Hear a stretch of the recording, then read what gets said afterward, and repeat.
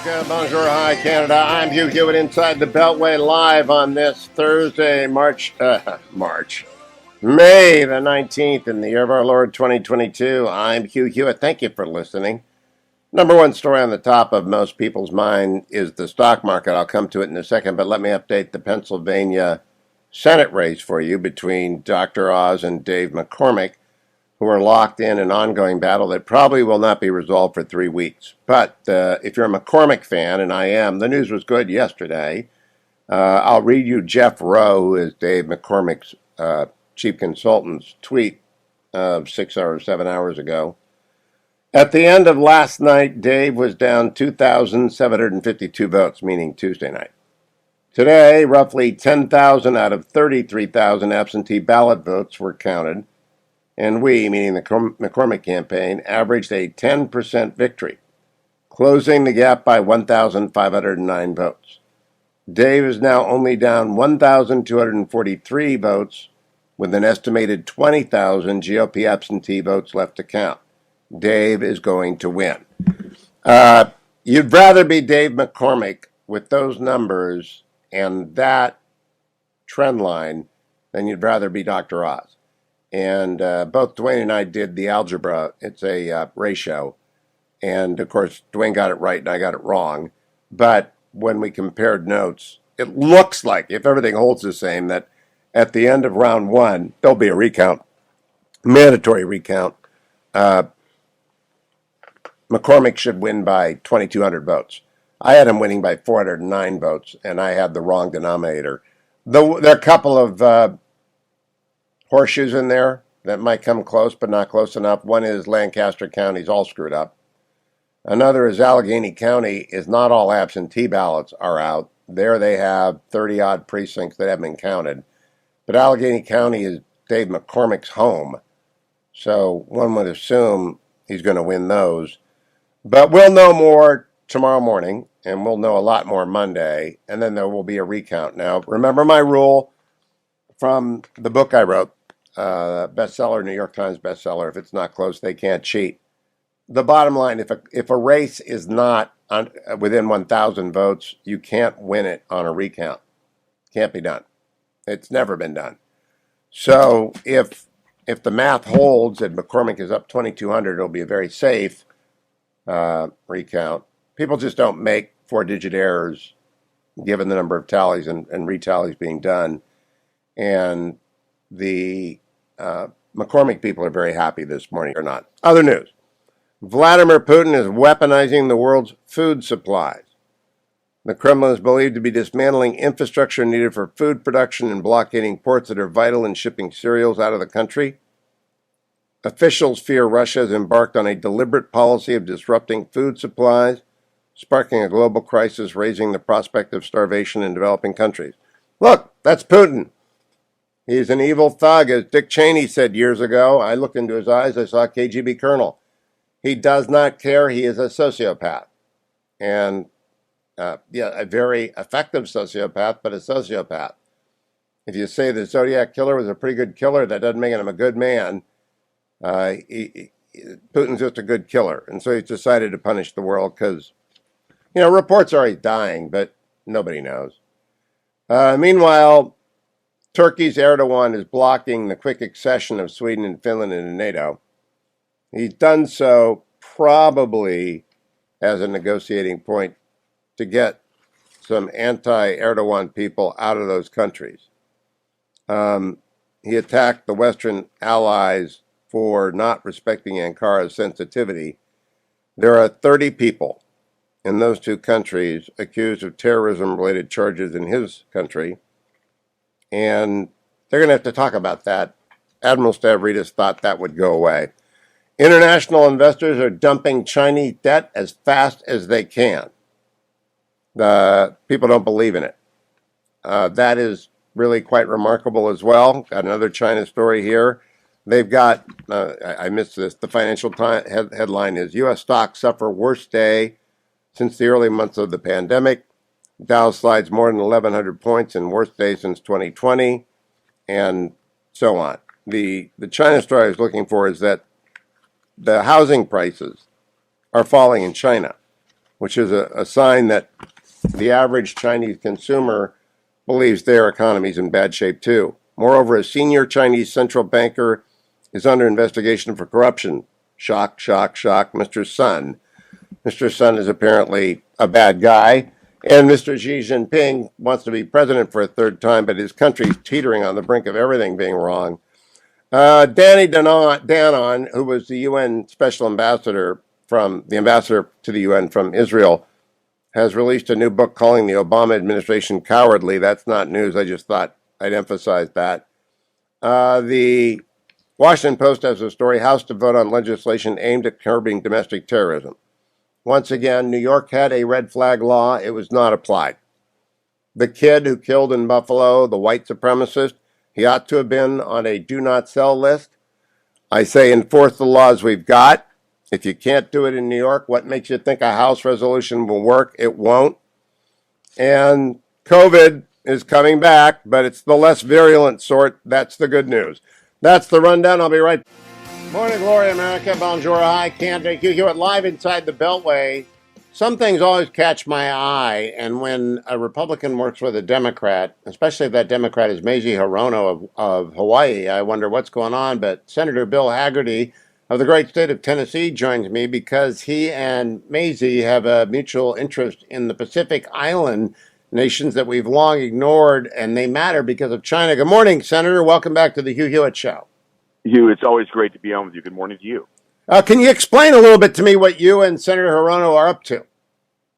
Well, I think we see the region in the whole Indo-Pacific as extremely strategic and vital to America. We see China's very aggressive posture. Just look what they've recently done in the Solomon Islands, signing a security agreement with the Solomon Islands. They are trying to use their typical means of corruption, the debt trap diplomacy that they deploy, et cetera, to get more of these smaller nations to fall their way, whether it's to put pressure on Taiwan, whether it's to get more votes in these multilateral organizations like the United Nations.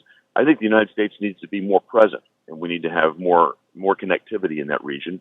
We certainly have, a major presence in Japan. You're well aware of. You and I've talked about it many times before, but the largest component of U.S. military stationed anywhere is based in Japan, where I served as U.S. ambassador most recently. And we have, incredible strategic interest in the region. It's a vital area for growth. The busiest sea lanes in the world, East China Sea, South China Sea. Our interests are very much aligned with keeping a free and open region there in the Pacific. And I also think keeping China investment out. I'm going to come back to the Solomon Islands, but what do you and the senator specifically propose in terms of spending and bases and things like that? We're looking at extending our presence and studying where we can make the most impact there, making certain that we have free market financing available for infrastructure is something I worked on again when I served as U.S. ambassador. We put together a consortium with the United States, Japan, and Australia to provide an alternative to China's Belt and Road financing in the region. What we're mainly trying to do is use private sector funds and basically lead the way and demonstrate the fact that America is present. If you add up all of the private investment that has been made in the region, America is still by far the largest investor, but we need to keep that going because China is making what I would say are strategic investments in the region, Hugh, meaning they may not have a profit motive, but they certainly have a motive that is consistent with China's strategy to dominate the region. We need to be there. We need to be present. We need to put it back. Now, Senator, I don't think the Steelers fans out there who listen in great numbers have any idea where the Solomon Islands are, because I don't have any idea where they are other than they're in the Pacific and they're a long way away. What are we doing about that Chinese play there? Because I know that they mattered a lot in World War II, and I think that's the last time I've read about them is that the fleet at full tide. What are we trying to do to upend that approach by China to the Solomon Islands? Well, our concern is that China takes its agreement that they struck with the Solomon Islands for, quote, defense, and turns that into a basing proposition where they actually put a military presence in place. So we're in the process of putting a diplomatic presence there so that we are physically, we physically have diplomats in the area that we can push back. We can work with the Solomon Island government, let them know, yes, America and her allies care about the region as well. And we're going to be looking for opportunities to work together with the people there so that China isn't their only alternative. Let's turn to the mainland. Financial Times reports this morning that international investors are selling Chinese debt at a record pace. They also report in the Telegraph that the Chinese housing market has, for the first time in decades, gone backwards. That they're not able to interest the average Chinese consumer in a small lot purchase in one of the minor cities, which is the canary in the coal mine there. Are we dealing with a potentially catastrophic economic situation in China, Bill Hagerty? Because that won't stay in China. China, China has got some major problems. I think part of it goes to the demographic situation there. You know, they've got just this massive demographic hole because of their one-child policy. And they've got an aging population, a birth rate that's below replacement rate right now. And they're going to have a very difficult time maintaining support for the elderly population as it moves forward. You begin to see that manifest itself in the housing markets. But I think there are other reasons for this too. China has certainly gone to this zero COVID policy because they have not vaccinated the more vulnerable people in their own population. That's caused massive shutdowns, massive economic dislocation. That's very hard to recover from. And their way to recover from it in China is to make more infrastructure investment. Well, many of the Chinese infrastructure investments might be good ego projects for Chinese leadership, but they don't have real economic value. So I think it's a misallocation of resources within the country. It's demographic problems. It's their reaction to the COVID pandemic, which, had things been different in Wuhan and they not spread it, we might be in a very different place right now. So China's dealing with it on all fronts. Their top anti-corruption agency, according to the Wall Street Journal this morning, also announced they are investigating a senior Chinese central banker, Mr. Sun, for suspected leaking of official economic statistics. It's a corrupt state. I think you know that. I know that. Everyone who listens to us knows that. But Xi Jinping has managed to manage the corruption. Is he losing his grip? Well, he's used the corruption police there, if you will, Hugh, to knock out his opposition, right, left, and center. That's what it means. If they're investigating someone for, quote, corruption, it means that there is somebody that's not on board with Xi Jinping, and that typically is the case, at least. And I would not be surprised at all if this data weren't embarrassing to the Chinese government, so this is their means of punishing him. Now, in terms of Japan, I just finished watching Tokyo Vice, which was sent 20 years ago, and it's a fascinating bit of production. It really takes me inside of what it's like to live in Japan. It reminds me of my only time there, visiting family when they were stationed abroad in China, in Japan. What is going on in that government? Have they settled down into the next era of leadership? Have they become more robust in their defense spending, Senator? Well, I regret to say I've not had time yet to see Tokyo Vice. I hear great things about it. One of my good friends, Bob Whiting, wrote a book called Tokyo Underworld many years ago, and it provided tremendous insight in terms of how things worked in Japan, probably 20 years even before the time that Tokyo Vice was set. But if you think about what's happening right now in the government, we're seeing a transition from the longest-serving prime minister in Japanese history, that was Prime Minister Shinzo Abe, to the new government. Now we went through Prime Minister Suga, now we're in Prime Minister Kishida's government. And what we've seen is, I think, a real break with some of the former positions that Japan had taken. The first one I'll start with is Russia. Prime Minister Abe spent years trying to negotiate with Vladimir Putin. His hope was to regain negotiating posture relative to what Japan calls the Northern Territories. These are islands that have been in dispute since the end of World War II. Russia has claimed them, Japan claims them, but Russia has taken more of a presence on those islands, forcing Japan to negotiate.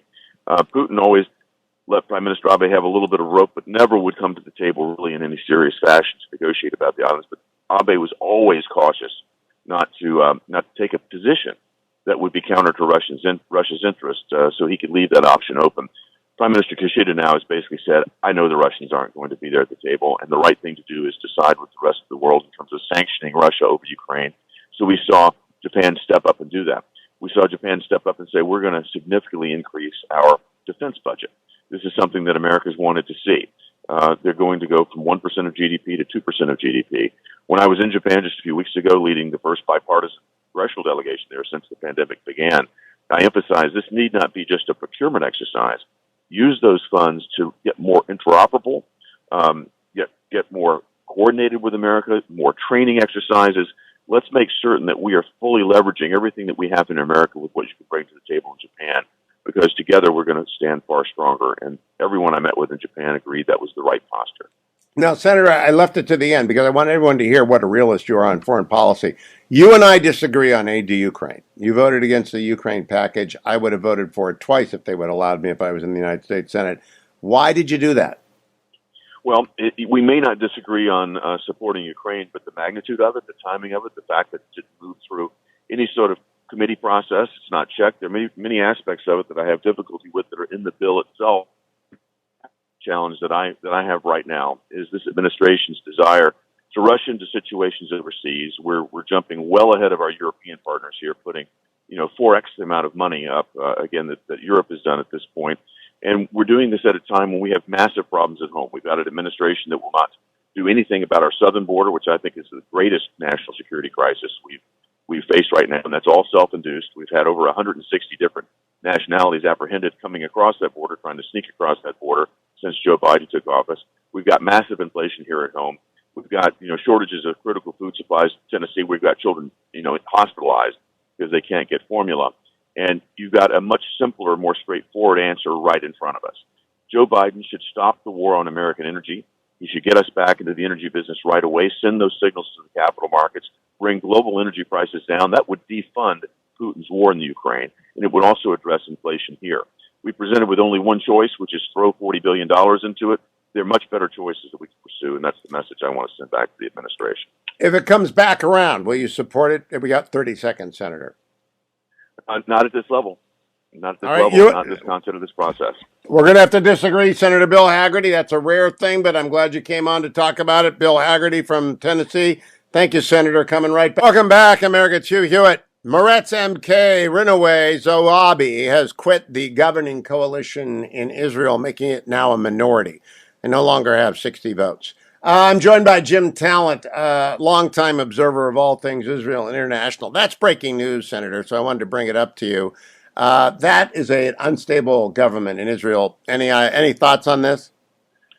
Well, the thoughts I get are often derived from listening to you interview Michael Oren, but I mean, I don't see how it survives past the budget, the government past the budget next year, because they're not going to be able to pass it.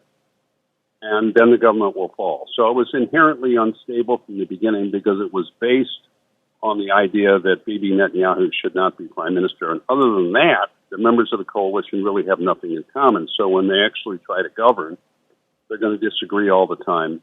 This was probably inevitable. I mean, I read the same things you read about Israel, and people just were really asking themselves not whether it would last, but how long it would last.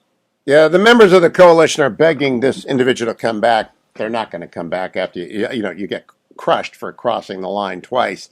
So they got to go to elections at a minimum. Senator, I was talking with Bill Hagerty, who I like and respect a great deal. The man's very experienced, but he voted against the Ukraine Aid Act, $40 billion. He said it's too much. What did you think of that vote? And what do you think of that? Well, I would have voted for it. And it's a basic principle, Hugh, that the adversary of my adversary is my ally, okay?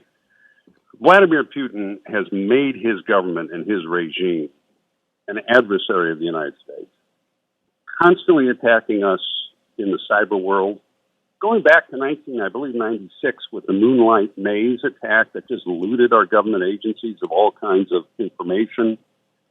The biggest safe harbor for cyber criminals. You remember the Colonial Pipeline, the meat processing attacks, right?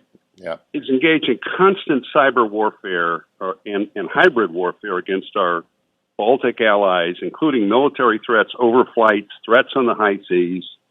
His intervention in the Middle East opened up a way for Iran to more easily resupply Hezbollah, destabilized the Middle East. It was a big cause of the refugee crisis that destabilized Europe. And now, he's signed an unlimited partnership with China. So he's done us harm. He will continue to do us harm to the extent he has the resources. And this is a real opportunity for us to reduce his ability to attack the security and interests of the United States going forward. So to me, it's very much in our interest to support the Ukrainians, who, of course, have the right on their side. Now, let me just say, and then I'm filibustering you a bit, I sympathize with the concerns about how quickly the bill was passed and the size of it. And I think that the leaders of Congress would be well advised if they can get a bigger consensus to break these bills up a little bit and give people more time to study them. I'm sympathetic with what Senator Hagerty says about that. Well, I am too, but I also think that when Lend-Lease was on the table, we didn't argue about a billion here and a billion there, or 10 billion here and 10 billion there. You get them what they need because they're on the brink of maybe pushing them back in Donbass and certainly halting them. Last thing I got to talk to you about. You've run for election a lot. Gas will now cost an American $4,800 a year. That's up $2,000 a year in 1 year. What does that mean for Democrats in November? I mean, this is catastrophic politically. Don't they see that? Well, yeah, which is why Granholm is saying the kinds of things she's saying, that, oh, well, we're really doing all this to increase supply at the same time as they're suppressing supply. I loved your statement about it, and I'm glad you featured what Ted Cruz said. This is not a bug in their policy, it's a feature. And I used to say on the campaign trail all the time that when they talk about climate change policy, what they mean and what you should hear if you're a voter is they want to increase the price of energy and, by the way, reduce its reliability, which hurts people. I mean, I'm glad Ted said it the way he said it. It hurts people. People who are trying to figure out which bills to juggle at the end of the month, and now the price of their gas, as it has in Missouri, is doubled. And you have to buy it to get to work. Yeah.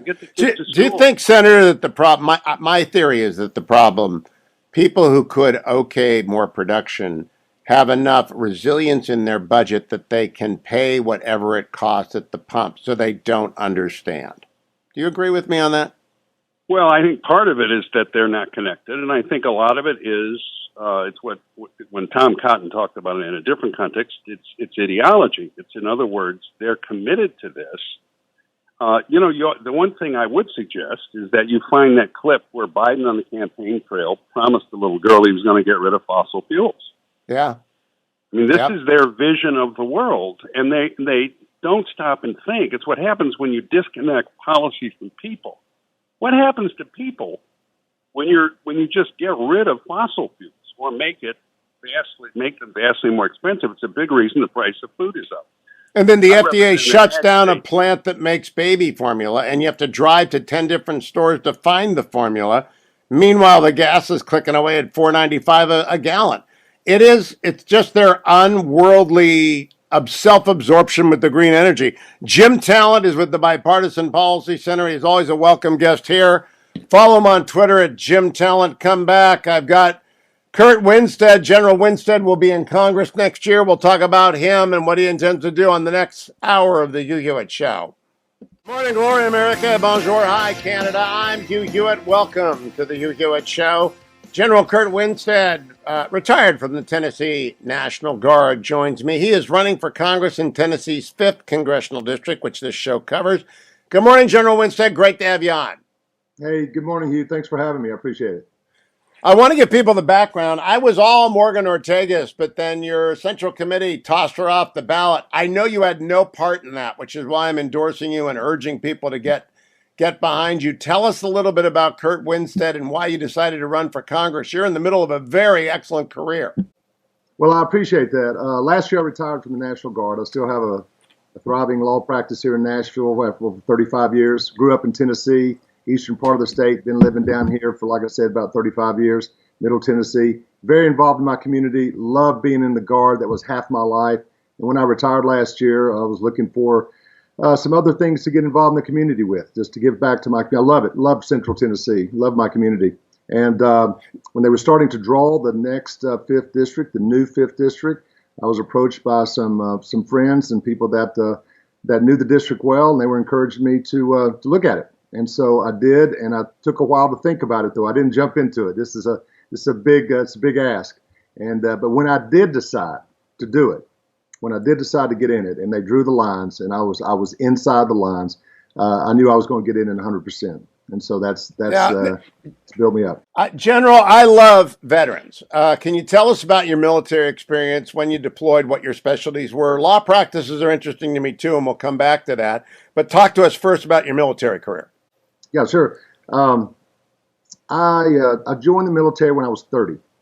Okay, it was kind of late in life, but it was right when Saddam Hussein was invading Kuwait. That was August 2nd, 1990. I was sworn in on the 18th of August, 16 days later. The tough part about that is my wife was 6 months pregnant with our first child. Oh, oh my. So she never let me forget that. But it was an opportunity that came up. I wanted to serve my country.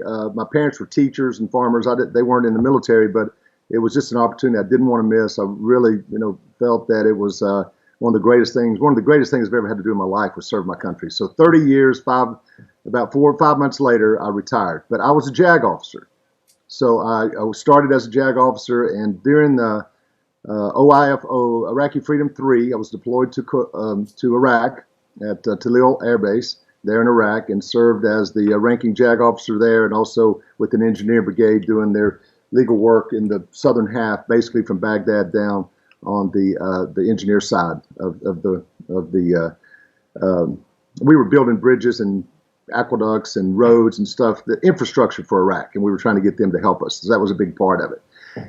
Then I came back, went to War College, had an opportunity to do that, absolutely loved that. And then, you're going around your career. I'm thinking I become the state staff judge advocate. And I was that for about 6 or 7 years. And then one day, my commanding general, Major General Haston, called me. He says, I'm going to promote you to a brigadier. And I was like, whoa, that's crazy. So my last 4 years, I was director of the Joint Staff for the Tennessee National Guard. That's the Army side and the air side, and the combination. And that just capped off a fantastic career. It was such an honor to serve in that role. I loved every bit of it. It took me a while to figure out that one day I was a colonel, and then one day I was a general, and everybody thought I was smarter. So I didn't think I was.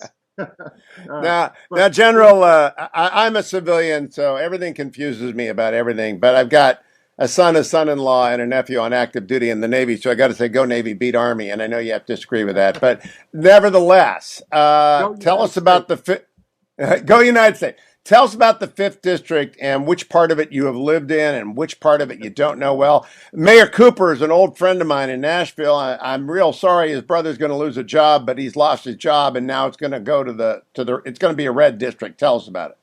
Yes, sir. It is definitely going to be a red district this time around. There's 6 counties. 3 are whole counties. That'd be Lewis, Murray, and Marshall. And then we have Williamson, Davidson, and Wilson that are about 60 to 70% of those counties. I know all of them very well. There's not any of them I don't know because of basically being in the National Guard and practicing law in this area and living here all this time. I mean, you get to know them all. I live in Williamson County. So Williamson County used to be in Congressman Mark Green's district. Now he has part of it, and the other part is to the 5th. Nashville's been broken up, Davidson County, into 3 basic quadrants, or not quadrants, but 3 sections. And you'll have Congressman Rose will have one part, Congressman Green will have one part, and then the new 5th will have the other part. Wilson County has been broken up to be shared with Congressman Rose and the 5th District. So you got 2 shared with two congressmen, 1 shared with 3, and then 3 of them are just the 5th District. So that's the lower part. Very, very good. Now, I love this. What I like to tell people about practicing law in a county or a number of counties, you get to know them all because your clients are all over. What kind of practice do you have, General? General business practice. It's a lot easier to say what I don't do. I don't do the tort law, don't do the divorces or the criminal law, but it's general business practice. Obviously, Nashville's been huge in commercial real estate growth, et cetera, and a lot of my partners do that. I don't do that part, but I just do the general business practice part that comes out of it. Really like that. Early on in my career, young, I did litigation defending businesses, and so I used that experience hopefully later on to keep businesses out of litigation because it's not real good for them to get there.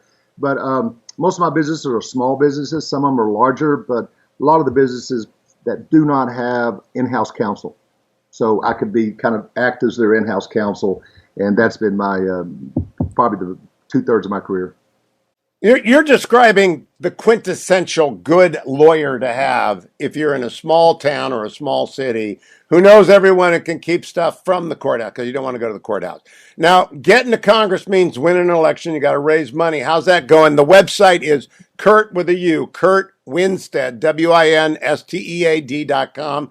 Tells everything all about you. Got a beautiful family, by the way. You really do. Keep working. You got 2 daughters. I don't know if they're married. Keep working. That's expensive. But Hey, listen, You brought them up. I want to brag on them real quickly. All One of right. them works for one of them. The older one works for Vanderbilt Health, does community relations stuff, but she's on the board at Operation Stand Down, and I'm very proud of that. Just kind of serving that part of the military on the Operation Stand Down part. The second one is a dentist here in town, and she is a first lieutenant in the Tennessee National Guard Medical Corps. So both of them are kind of doing their own way of service, and I'm very proud of that, to be honest with you. I'm going to credit Mrs. Winstead more than you, but Yes, that's not only she does that, and I do that. Both of us do that. I do. I'll So say that, that's yes. a great family, a great career, great service to the country. Are you ready to come up and deal with Congress? And how do you raise the money? How do you win? Yes, sir. The money part, you asked a great question. I was lucky. I got a great team working around me, and obviously this was a sprint because the lines were not finalized until January. And so we have our primary in August 4th, so it's kind of compact. So I'm proud to say that the first quarter, we had about a little over $1 million in the bank, and 99% of that, 99% was raised in Tennessee. 73% Wow. of that was 73% in the 3 counties, or the 6 counties, excuse me. So it was very much an investment in the campaign as opposed to just a donation. Very proud of that fact.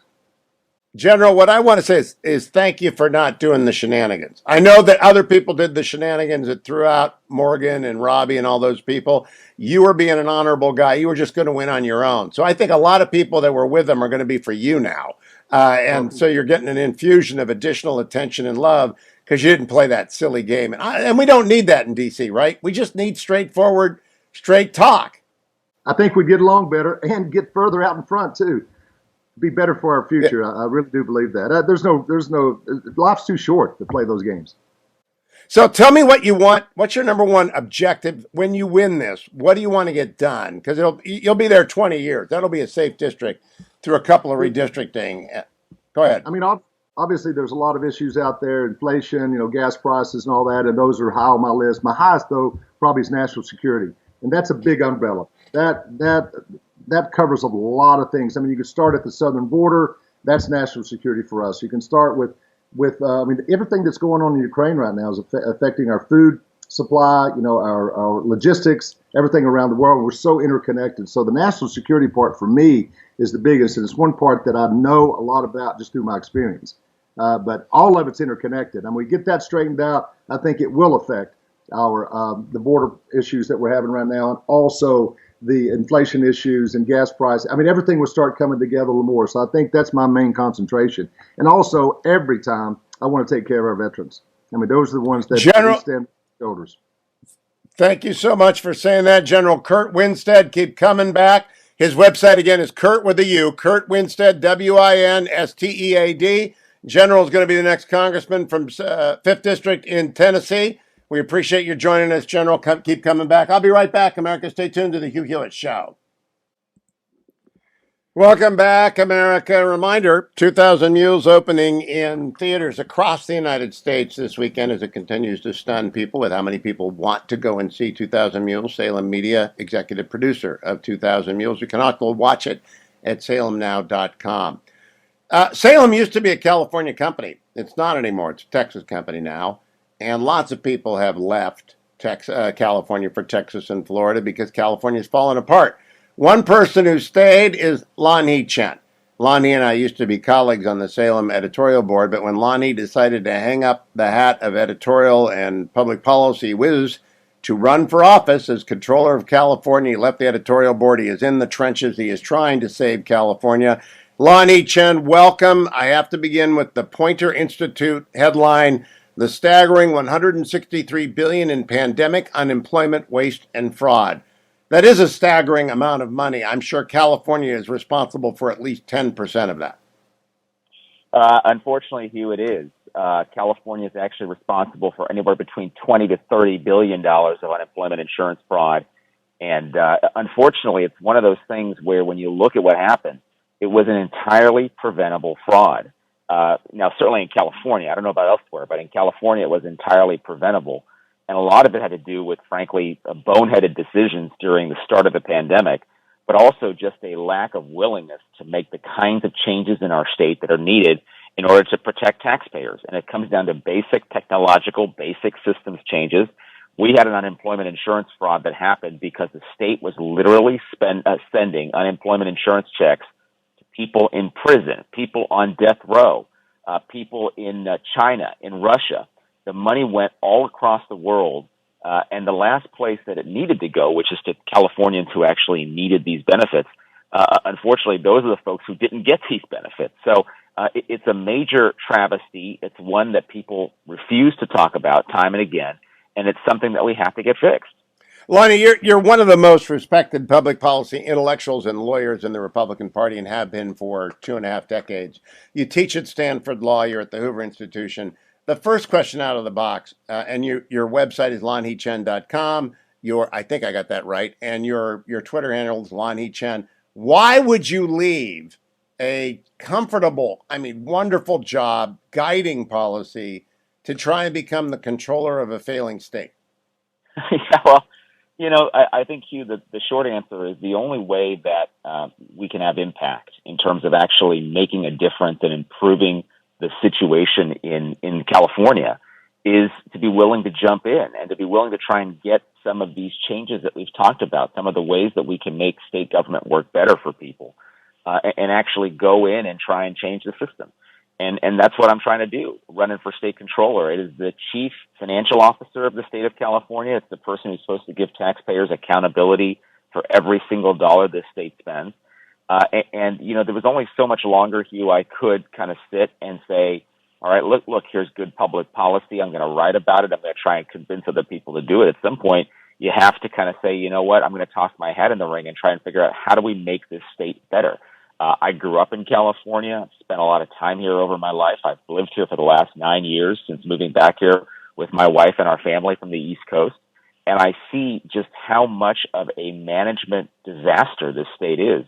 And the controller's role is fundamentally about accountability. It's about transparency. It's about good government. And these are the kinds of things I believe that I can make a difference in. So yeah, it is stepping away from a career and a life that I've loved and hope to go back to at some point. But the reality is, to have an impact, you have to step into the arena, and that's what we're doing. Now, Lanhee, a lot of Steelers fans listen. They do not understand what a controller is or a chief financial officer. Would you explain what the job does? How big is the office? It's been held by Democrats, hacks, for decades. What's it do? How do you change it? Well, think about the controller's office in California as the fiscal watchdog. Your job is to basically look at spending and say, is the money being spent the way that we're told it will be? The controller's office, believe it or not, Hugh, has 1,400 people working in it, 1,400. And it's the job, it's an independent statewide office. So you don't report to the governor, you don't report to the attorney general. You have your own independent constituency. And really, it's your job, first and foremost, to defend taxpayers. I don't know if other states have this role. Some states do, some states don't. But in California, we have $300 billion of spending a year. Somebody has got to be there to watch after how this money is spent. And so this watchdog role is really critical. And unfortunately, for too long, you've had watchdogs who are lapdogs. You have people who, instead of really trying to get after how money is being spent, they are sort of responding to the Sacramento insiders. They're responding to the powers that be by saying, yes, sir, yes, ma'am, as opposed to asking the critical question of why. And I just think, it's time for that to end, given how much money is spent in California. And given the fact, California is the only state in the country where we do not have complete line-by-line visibility into how our money is spent. Even in Illinois, you've got some listeners in Illinois where former governors are sitting in prison. They have more transparency than we do in California. It's unacceptable for as innovative and as large of a state as California is. Lanhee, let's use the unemployment scam because it's so it's $20 billion. What you could do with $20 billion in California is maybe build some desalination plants so we don't have a lack of water. Maybe you add more fire protection crews so we don't lose homes in Laguna Niguel. Maybe you have a revamped K-8 that's not ideological. There's a lot that could be done. How would the controller have stopped that from happening if it had been Lanhee Chen? Well, the first thing we would have done is we would have realized, because this is a problem that was identified, in fact, 10 years ago. When we talk about our unemployment insurance system, investigators here in the state of California found during the Great Recession back in 2008, 2009, that the system was built on a technological backbone from the Vietnam War era. Wow. In fact, the programming language that sits on the back end of our unemployment insurance system is programmed in COBOL, a programming language where we literally do not have engineers who can actually work with this language anymore because nobody knows about this thing. This thing is so antiquated and so old. And even then, 10 years ago, we were warned, if you don't upgrade this system, you're going to have a massive fraud on your hands. And so one of the first things the controller should have done was to say, you have to make these systems improvements. You have to go, and there were very specific changes that were identified by the California state auditor. We actually have a state auditor that is responsive to the legislature here in California. The auditor made recommendations 10 years ago and said, hey, you've got to fix this. And so the first thing controllers over the years should have done is to say, you got to get this program fixed, because if you don't, you're going to have a massive fraud on your hands. And sure enough, that's what happened. So this was an entirely preventable fraud, Hugh, for all the people who said, and I've heard all the excuses, okay? Oh, the pandemic was awful. There was no way we could have kept up with this. We had to get the money out the door. It's like there's no question the start of the pandemic was an economic calamity. But you could have fixed this before we faced this challenge when times were good. Who was looking out for the California taxpayer? The answer was absolutely nobody. So the controller can make a huge difference in terms of identifying challenges, holding leaders accountable and policymakers accountable for making those changes, and following up and making sure that somebody's actually defending taxpayers, which nobody's doing right now. Lanhee, Chen, Michael Shellenberger has been my guest on this program, the author of San Francisco. He's a progressive who has just had it with the wasted money on homelessness. Now, I have spent time with Judge David Carter at Orange County, who's trying to remedy the LA. There have been billions of dollars voted for by California taxpayers to address homelessness, and still that crisis burgeons. It explodes. It gets worse every time I visit. Does the controller have a role in seeing that that money gets spent on actually housing people? Oh, yeah, no question. I mean, this is an issue. When I go around this state, in fact, I'm headed down to Southern California later this morning. It is the principal issue. When I talk to people down in LA County, Orange County, San Bernardino County, Riverside County, they see the homelessness challenge has gotten so much worse. And here's the sad part of it, Hugh.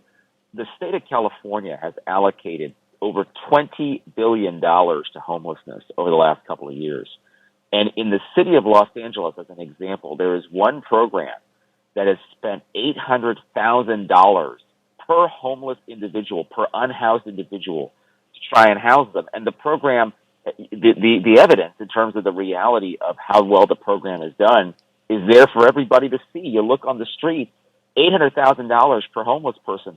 The problem has not gotten better. It's actually gotten worse. And so the controller's role, first of all, is in auditing homeless spending. The controller can audit any program of state government at any time for any reason, or any program of local government that uses state money. You talk about K through 12 education. That's an area the controller can audit. So with the homelessness spending, the first thing we've got to do is get in there and figure out where's the money actually being spent. There's so much money sloshing around that nobody actually knows where the money's being spent. And then the second thing we need to do is we need to move to performance-based auditing. What does that mean?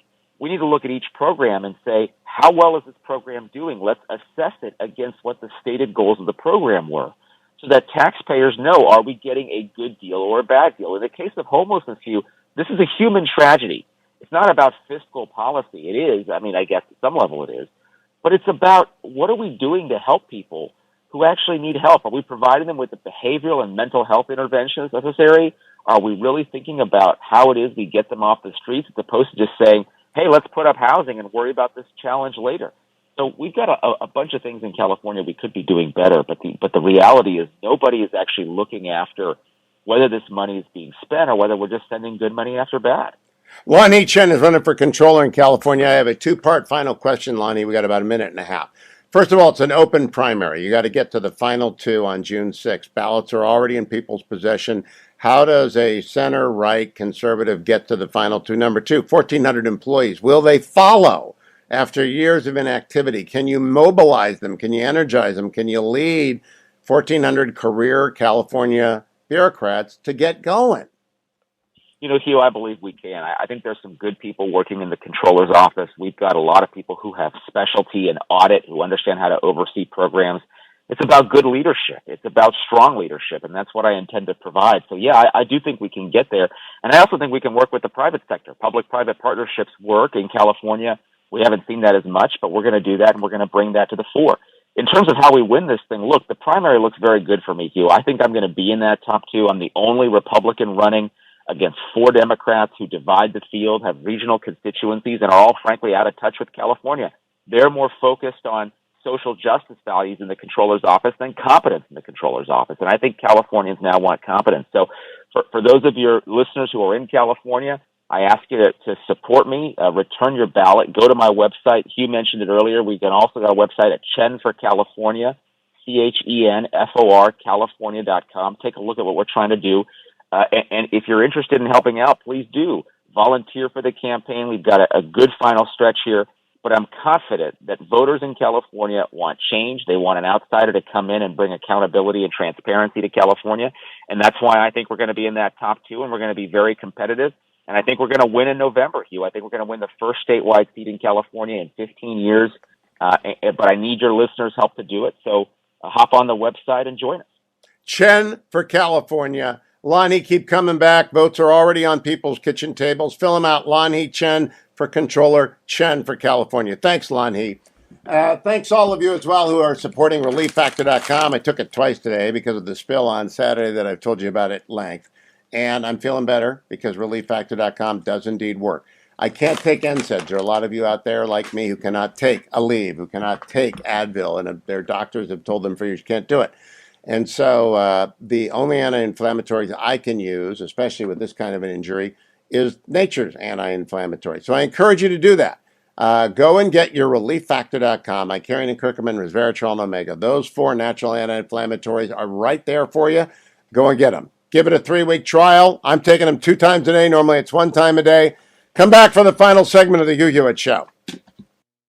Welcome back, America. I'm Hugh Hewitt. For 20 years, Senator Lisa Murkowski has fought for energy independence as senator from Alaska. I'm so proud to support her in her re-election campaign, but I asked her to come on today because the campaign against American energy independence is driving me crazy. I had Dan Sullivan on. Senator Murkowski, welcome. It's great to have you. Thank you for all you do for Americans who have to fill up their tanks every day.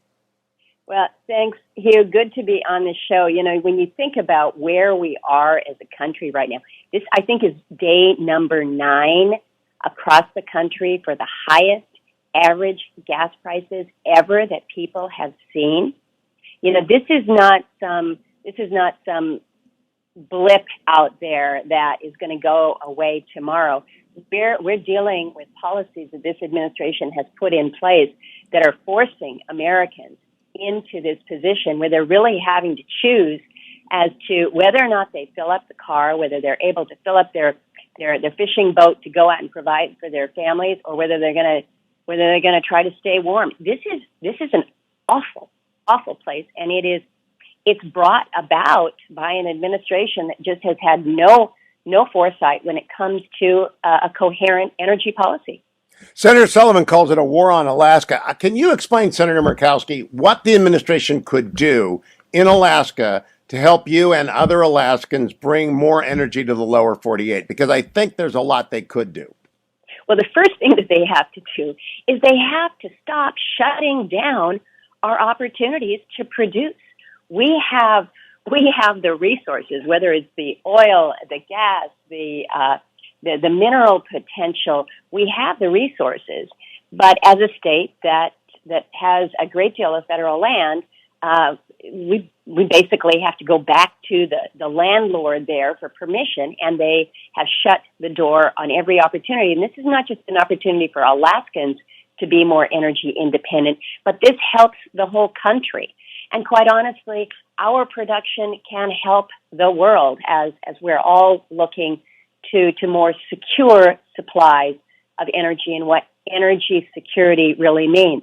So first, the administration has to stop shutting down our opportunities, whether it is within the NPRA, as they did just a month or so ago, taking more than half of the National Petroleum Reserve, Alaska, offline, whether it's what they did in shutting down the opportunity to advance our leases in the 1002 area of the coastal plain, whether it is what they did just last week in announcing that the Cook Inlet area, which has been the production area for much of our natural gas that provides natural gas for about 400,000 Alaskans in the South Central area, they said no to another round of leases in Cook Inlet. So the first thing the administration has to do is stop killing Alaskan opportunities for us to provide for ourselves and to provide for others.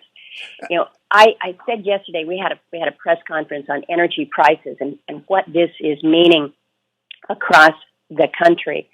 And some reporter asked, well, you know, is there anything that can be done tomorrow that this administration can do to make a difference? And the first thing people need to remember is, look, if you don't start making a positive difference for the long haul, it's never going to happen. So don't use that as an excuse.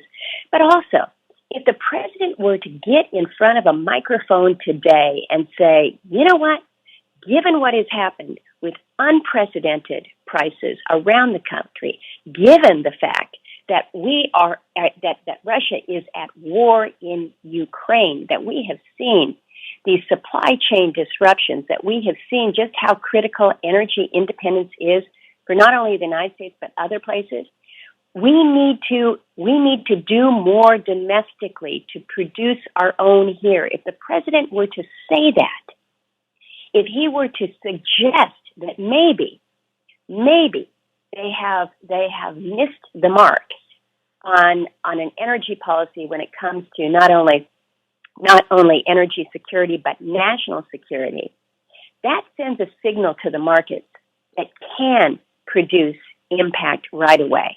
Yeah, energy is it's a forward-looking market. Senator, we got about a minute and a half.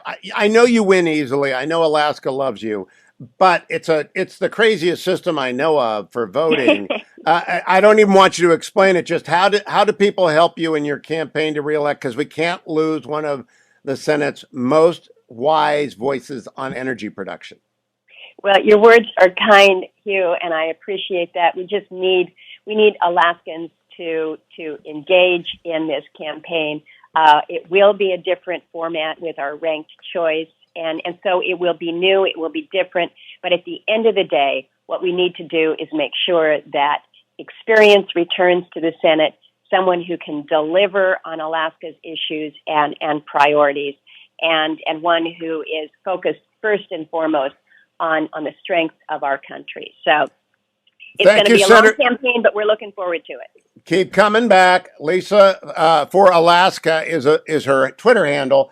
And all of you folks up in Copper River Valley and Anchorage who are listening to me, she is the most effective energy senator in America. Go out and support Lisa Murkowski. Come back tomorrow for the next Hugh Hewitt Show.